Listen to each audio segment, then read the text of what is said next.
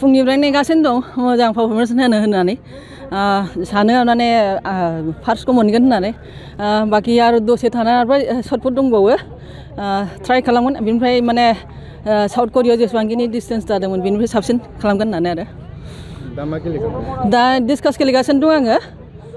first round थांबाय first पजिसनाव दङ नेक्स्टआव ओमफ्राय सर्टपुटआव थांगोन सर्टपुटआ दसे थानानै जागोन आरो बेहाय अलरेडि स्टार्ट जाखाबाय बेसेबां बोसोरनिफ्राय गेलेबोगासिनो आङो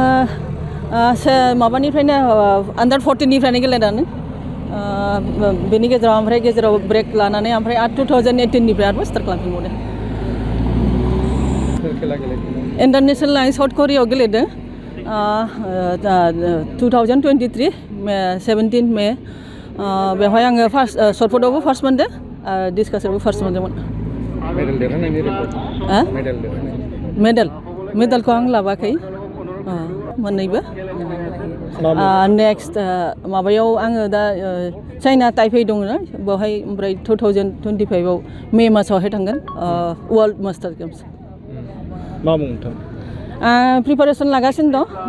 अफिसबो दङ फेमिलिबो दं बेफोरखौ माने मेनटेन खालामनानै बिनि गेजेर गेजेर गेपिं टाइमावहाय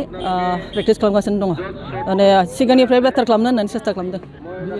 मा मुं आंनि नीला बसुमतारी बाइबार्ड आं क'क्राझार गेन्द्राबिलनि ओमफ्राय हाबा जादों आङो माबायाव खासिबारियावहाय क'क्राझार बर्तमान आङो रेलवे एमप्लयि